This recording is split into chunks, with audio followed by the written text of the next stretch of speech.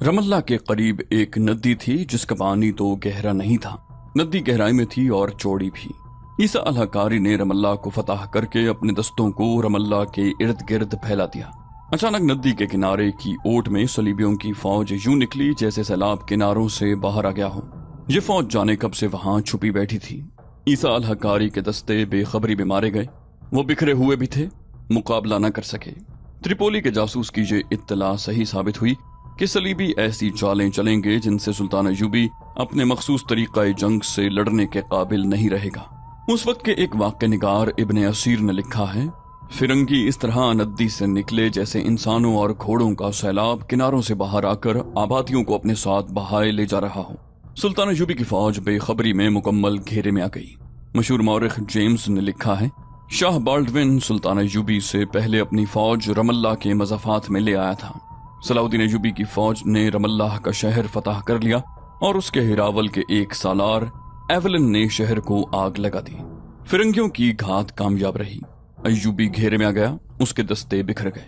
उसने कई दस्ते यकजा कर लिए और अपनी खुसूसी चाल के मुताबिक जवाबी हमला किया, मगर मैदान सलीबियों के हाथ था।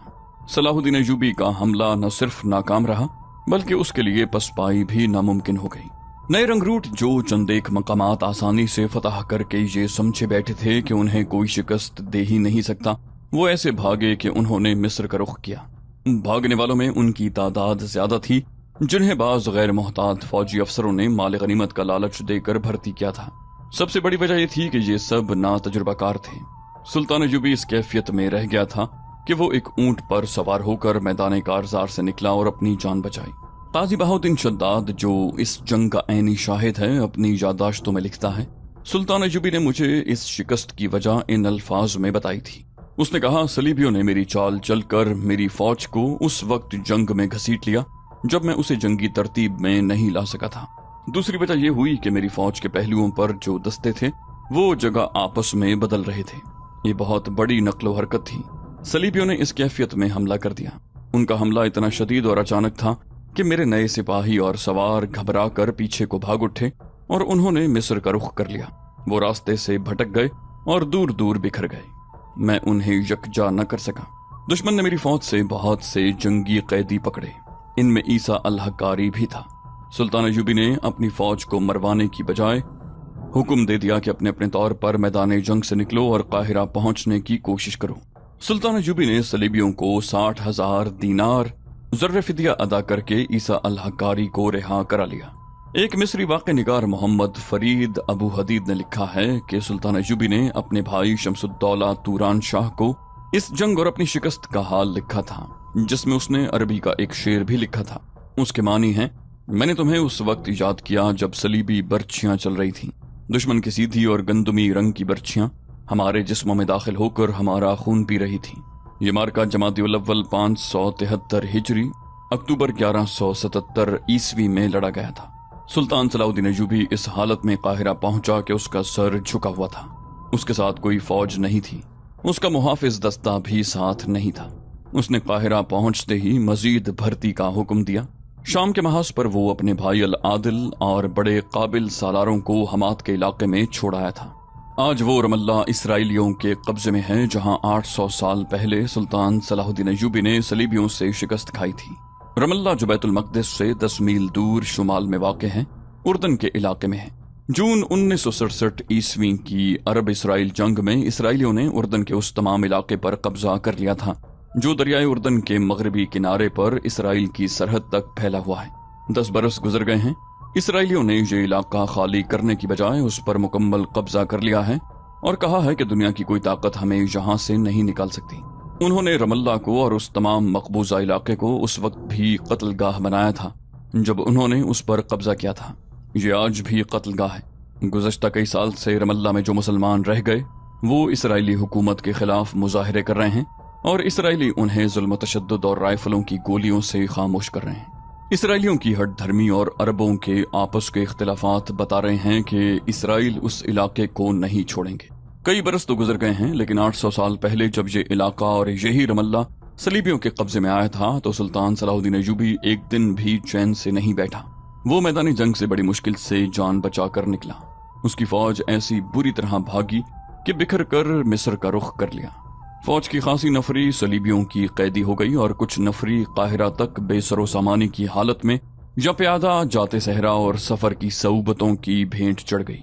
ऐसी शिकस्त हौसले और जज्बे तोड़ दिया करती है। संभलते संभलते मुद्दतें गुजर जाती हैं, लेकिन सुल्तान अयूबी मिस्र जाकर न सिर्फ संभला बल्कि उस इलाके में वापस गया जहां से शिकस्त खाकर भागा था, और उसने सलीबियों के लिए कयामत बर्पा कर दी। रमल्ला आज फिर सलाहुद्दीन अयूबी का इंतजार कर रहा है। सुल्तान अयूबी के सामने सिर्फ ये मसला नहीं था कि शिकस्त का इंतकाम लेना है और सलीबियों की पेशकदमी को रोकना है। उसे बहुत से खतरों ने घेर रखा था। उसकी सफों में गद्दारी की कमी नहीं थी।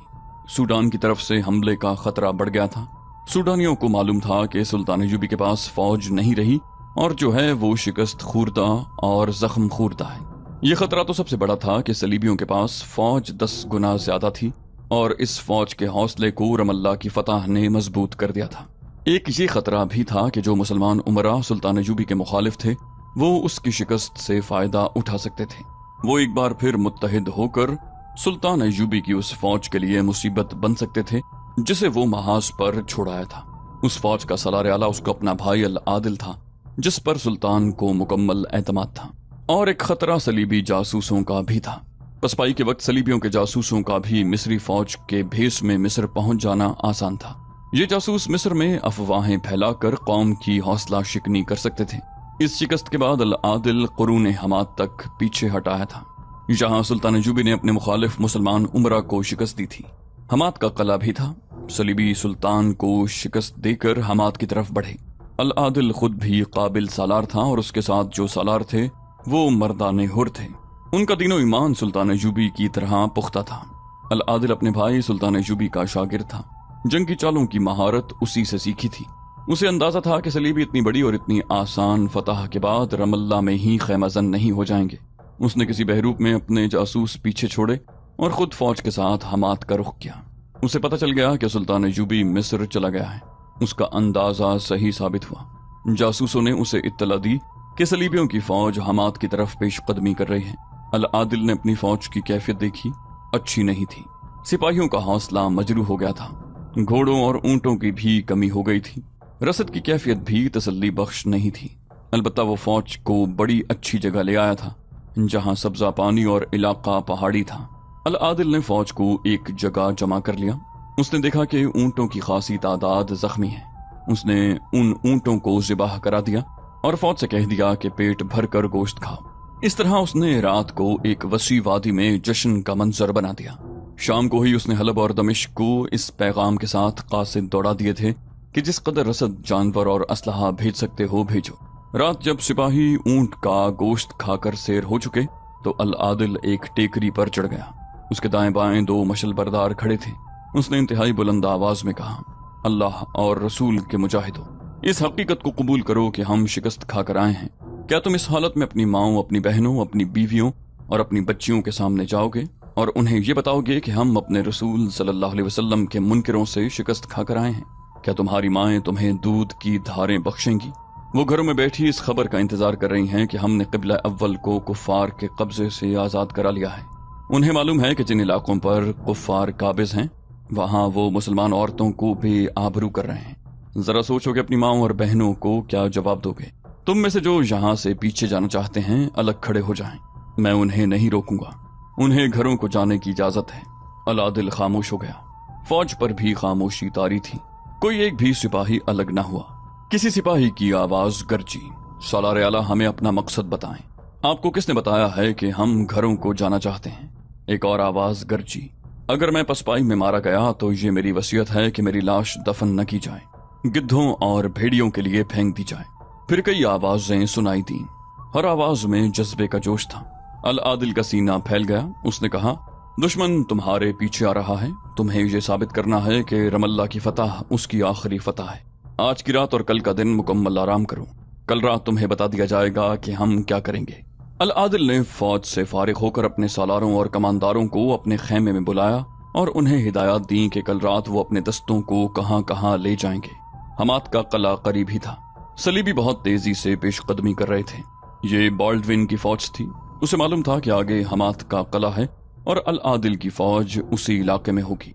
उसे जासूसों के जरिए ये भी मालूम था कि जो फौज हमाद की तरफ पसपा होकर गई है उसका कमांडर अल आदिल है और अल आदिल सुल्तान अय्यूबी का भाई है।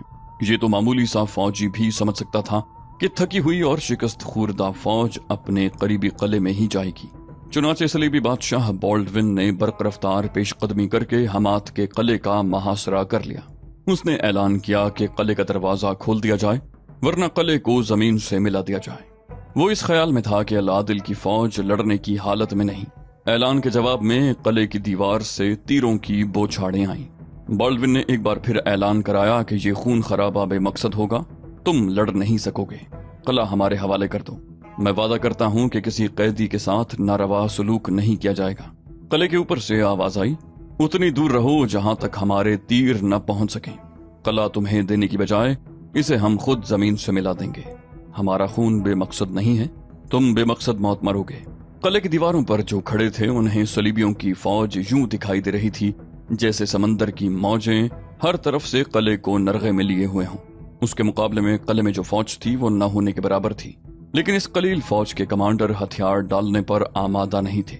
सूरज गुरूब हो रहा था। सलीबियों ने अगली कार्रवाई सुबह तक मुलतवी कर दी। उनकी फौज तेज रफ्तार पेशकदमी करके आई थी, बहुत थकी हुई थी। ये ताकुब था। बॉल्डविन इस कोशिश में था कि अल आदिल को कहीं आराम करने और अपनी फौज को असर नौ मुनज़्ज़म करने की मोहलत न दे। वो अल आदिल को जिंदा पकड़ना चाहता था। सलाहुद्दीन का भाई होने की वजह से अल आदिल बड़ा ही कीमती कैदी था। उसके इवज सलीबी सुल्तान अय्यूबी से कड़ी शर्तें मनवा सकते थे, कोई इलाका ले सकते थे। बॉल्डविन को पूरी तवक्को थी कि वो किले की फौज और अल आदिल समेत ले सकेगा। बॉल्डविन ने अपनी फौज को किले से इतनी दूर पीछे हटा लिया था जहां तक किले वालों के तीर नहीं पहुंच सकते थे। उसे ऐसा खतरा तो नहीं था कि बाहर से कोई फौज उस पर हमला कर देगी। सुल्तान अय्यूबी भी वहां नहीं था, उसकी फौज भी नहीं थी। बॉल्डविन को हमाद का किला अपने कदमों में पड़ा नजर आ रहा था। शाम के फौरन बाद वो अपने कमांडरों को अगले रोज के अहकामात देकर अपनी जाती खैमागाह में चला गया जो फौज से कुछ दूर पीछे थी। उस दौर के जंगजू बादशाहों की खैमागाहें शीश महल से कम नहीं होती थी। बॉल्डविन तो फातेह था। 3-4 सलीबी लड़कियां उसके साथ थीं और 4 वो मुसलमान लड़कियां थीं जिन्हें सलीबी कमांडरों ने मफतूहा इलाके से पकड़ा और बॉल्डविन को बतौर तोहफा पेश की थी। ये लड़कियां अरब के हुस्न का शाहकार थीं। सलीबी लड़कियों ने उन्हें जहन नशीन करा दिया था कि उनका रोना और आजाद होने के लिए तड़पना बेकार है।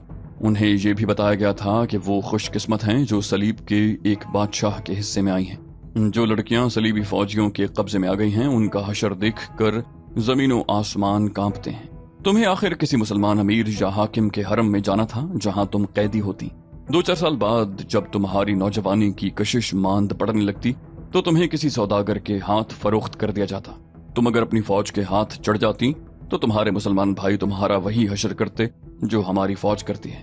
औरत का कोई मजहब नहीं होता, उसे जिसके साथ ब्याह दिया जाए या वो जिसके कब्जे में आ जाए वही इंसान उसका खुदा और उसका मजहब बन जाता है।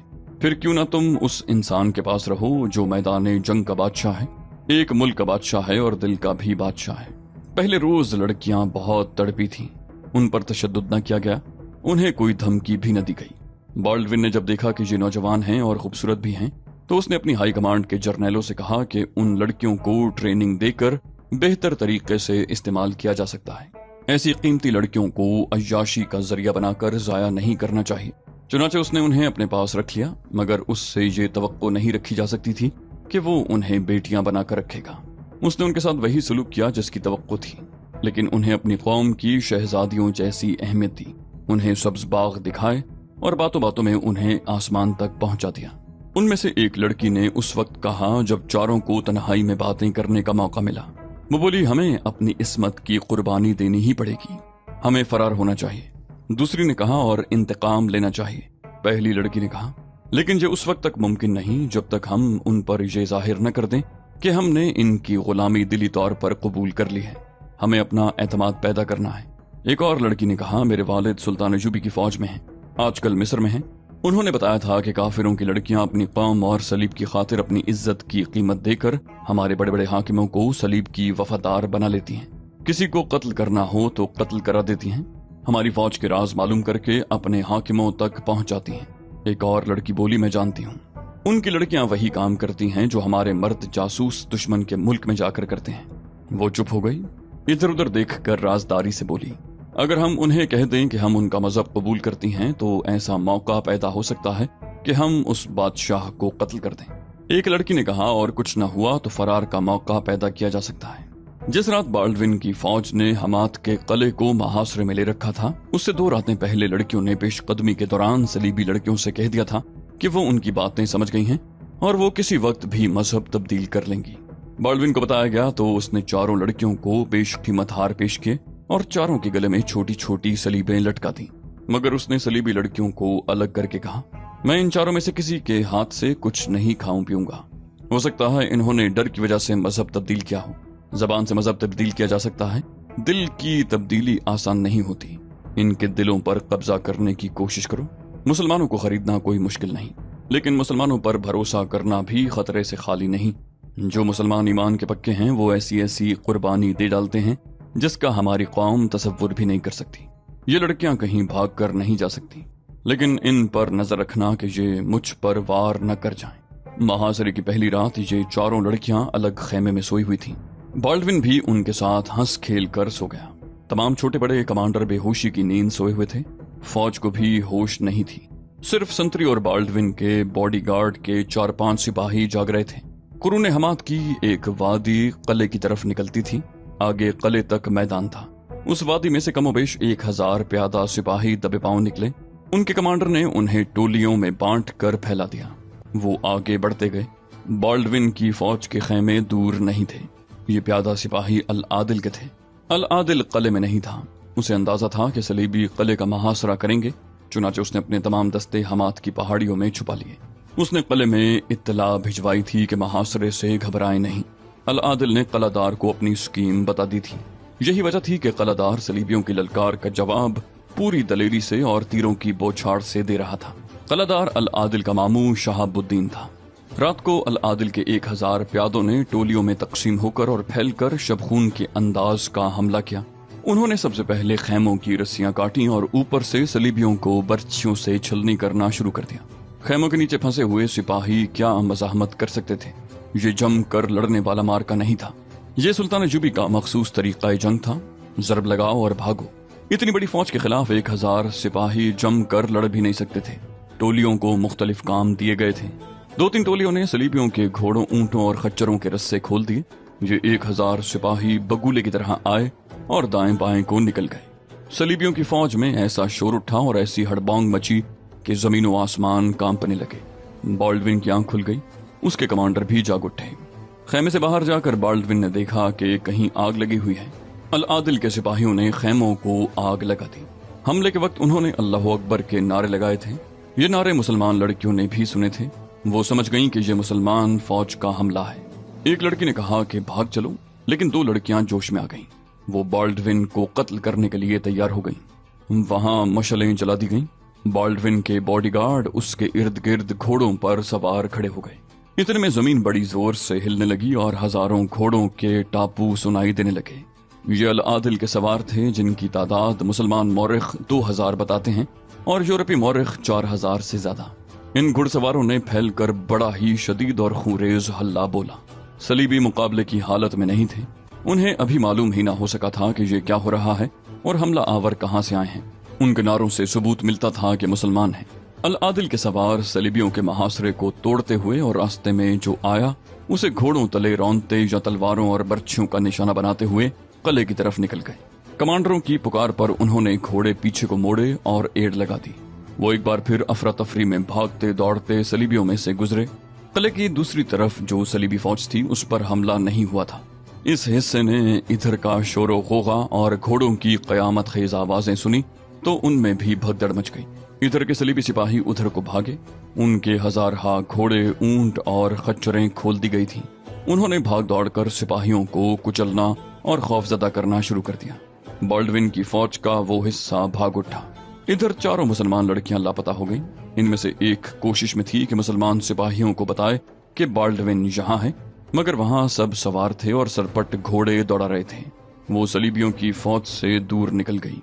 2-3 सवारों के साथ चीखती चिल्लाती दौड़ी, मगर वहां इस कदर शोर था कि किसी ने उसकी आवाज न सुनी। कोई उसकी तरफ तवज्जो न दे सका। वो दूर पीछे निकल गई। एक सवार ने घोड़ा रोक लिया। लड़की ने उसे हाँफती कांपती आवाज में बताया कि वो मुसलमान है और उस जैसी 3 और मुसलमान लड़कियां सलीबी बादशाह के कब्जे में हैं। बाल्डविन की खैमागाह, जो उसका जंगी हेडक्वार्टर भी था, फौज से अलग और दूर थी। लड़की की आवाज पर जिस सवार ने घोड़ा रोका वो कोई कमांदार था। उसने लड़की को घोड़े पर बिठाया और पीछे ले गया। वहां अल आदिल का एक सालार था जिसने लड़की की बात पूरी सुनी। लड़की ने बाल्डविन के हेडक्वार्टर की निशानदही की।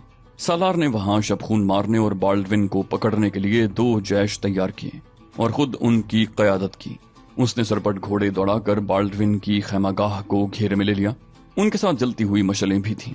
सालार ने बाल्डविन को ललकारा, खैमों को आग लगाने की धमकी दी, मगर वहां बाल्डविन नहीं था।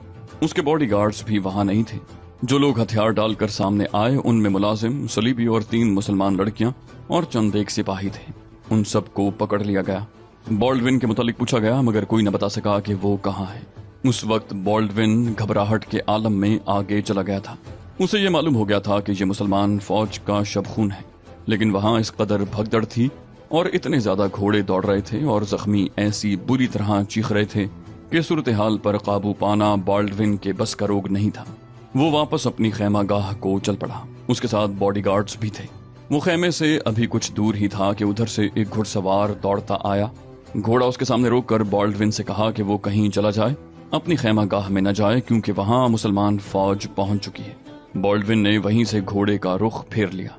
रात भर अल आदिल ने जरब लगाओ और भागो की कार्रवाई जारी रखी। जब सुबह तुलू हुई तो हमाद के किले के इर्द गिर्द सलीबियों की लाशें बिखरी हुई थी।